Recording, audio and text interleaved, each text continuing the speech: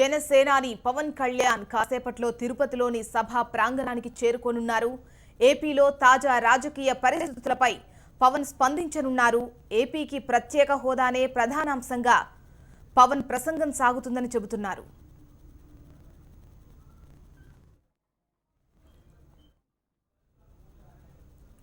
Right, జనసేనాని పవన్ కళ్యాణ్ కాసేపట్లో తిరుపతిలోని సభ ప్రాంగణానికి చేరుకోనున్నారు. ప్రస్తుతం సిచ్యువేషన్ ఎలా ఉంది, కాసేపట్లో మరి సభ ప్రారంభం కాబోతోందో తెలియజేసేందుకు మా రిపోర్టర్ మోహన్ లైవ్ లో సిద్ధంగా ఉన్నారు. మోహన్,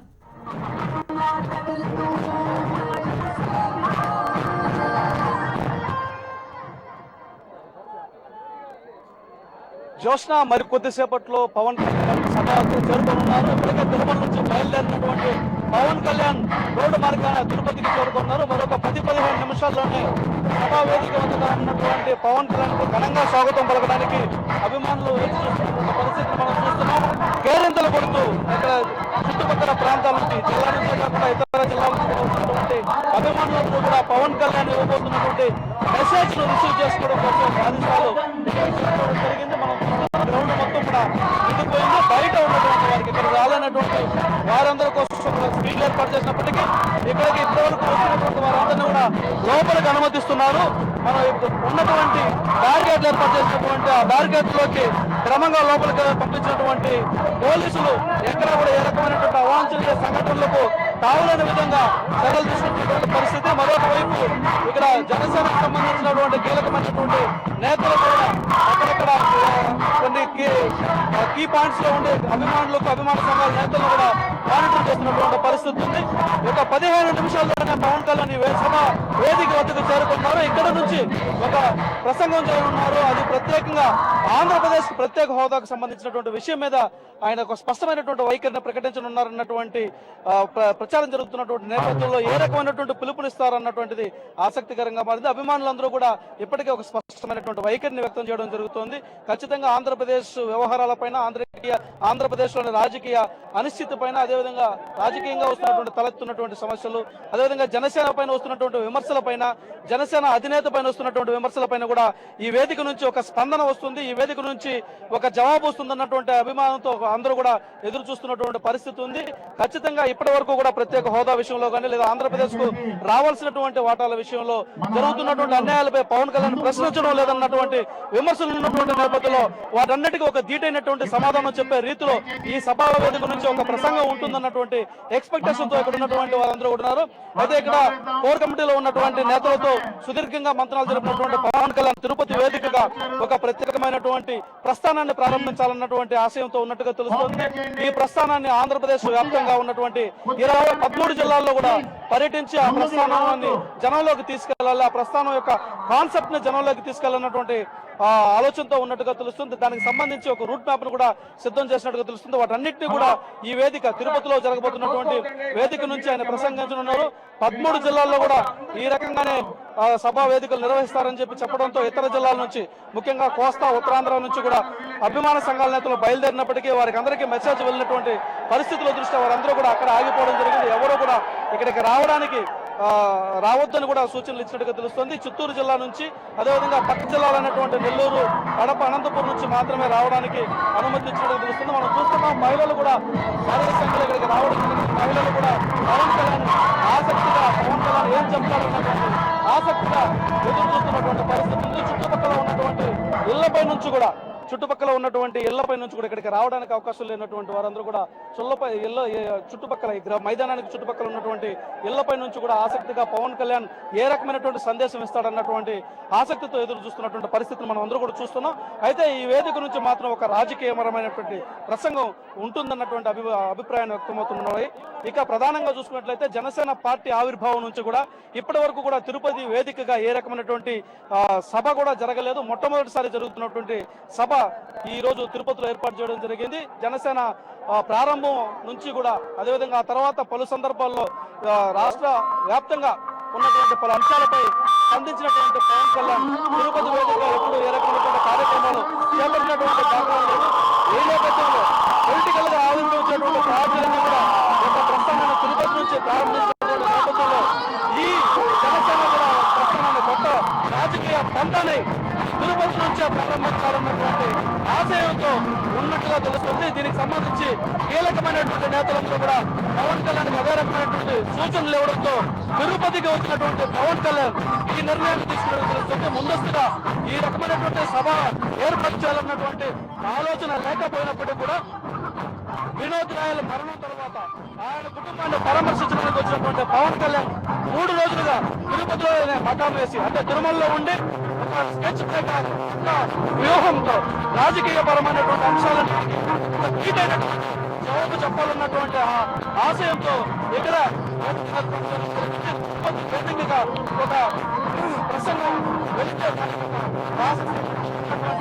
ఆశయంతో ఉన్నట్టుగా తెలుస్తుంది. మొత్తం మీదైతే పవన్ కళ్యాణ్ ఏ రకమైనటువంటి సందేశం ఇస్తారన్నది రకరకాలైనటువంటి ఊహాగానాలు వస్తున్నప్పటికీ స్పష్టంగా మాత్రం అభిమానులకు సంబంధించి, రెండవది ఆంధ్రప్రదేశ్ కు సంబంధించి వ్యవస్థాగతంగా ఏర్పడినటువంటి కొన్ని సమస్యలకు సంబంధించి ఆయన ప్రస్ఫుటంగా తన వైఖరిని, జనసేన వైఖరిని చెప్పడంతో పాటుగా వాటి పరిష్కారానికి పార్టీ తీసుకోవాల్సినటువంటి చర్యలను కూడా చెప్పనున్నారు.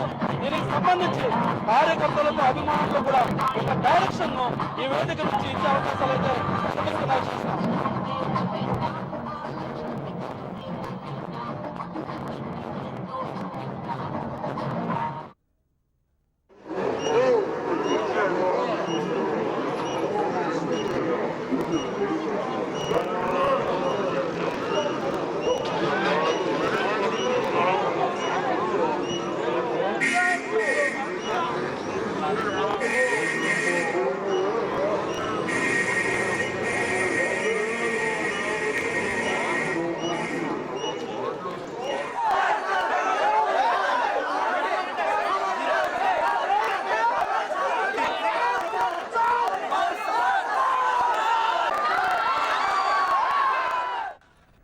రైట్, మనం విజువల్స్ చూస్తున్నాం. తిరుమలలో పవన్ కళ్యాణ్ అభిమానుల కోలాహలం కొనసాగుతోంది. పవన్ గెస్ట్ హౌస్ వద్ద స్వల్ప తొక్కిసలాట చోటు చేసుకుంది. తిరుమల నుంచి తిరుపతి బయలుదేరిన పవన్ ను అభిమానులు చుట్టుముట్టారు. దీంతో ఒక దశలో పవన్ కింద పడేవారు.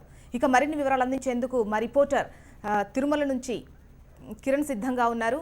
కిరణ్, జోష్న, పవన్ కళ్యాణ్ కొద్దిసేపటి క్రితమే తిరుపతి బహిరంగ సమావేశానికి బయలుదేరారు. అయితే ఒక్కసారిగా పవన్ కళ్యాణ్ టిఎస్ఆర్ అతిథి గృహం నుంచి బయట వచ్చిన సందర్భంలో ఒక్కసారిగా ఆయన అభిమానులు మొత్తం చుట్టుముట్టడంతో ఒకానొక దశలో పవన్ కళ్యాణ్ కింద పడబోయారు. వెంటనే అక్కడ ఉన్నటువంటి సిబ్బంది వెంటనే పవన్ కళ్యాణ్ లేపి తిరిగి కారులోకి పంపించడం జరిగింది. మనం విజువల్స్ లో కూడా స్పష్టంగా చూడొచ్చు పవన్ కళ్యాణ్ పడిపోయినట్టు. మరోవైపున టీటీడీ బోర్డు సభ్యుడు, మరోవైపు జనసేన నాయకుడు పసుపులేటి హరిచంద్ర ప్రసాద్ కూడా మరోవైపున పడిపోయిన సందర్భం. మొత్తం కూడా పవన్ కళ్యాణ్ అభిమానులంతా కూడా టిఎస్ఆర్ అతిథి గృహంలో నిండిపోయారు. పవన్ కళ్యాణ్ నిన్నటి నుండి 2 రోజుల క్రితం నుంచి కూడా పవన్ కళ్యాణ్ కోసం మొత్తం కూడా టిఎస్ఆర్ అతిథి గృహం చుట్టూ ఆయన అభిమానులంతా ఉన్నటువంటి సందర్భం ఉంది.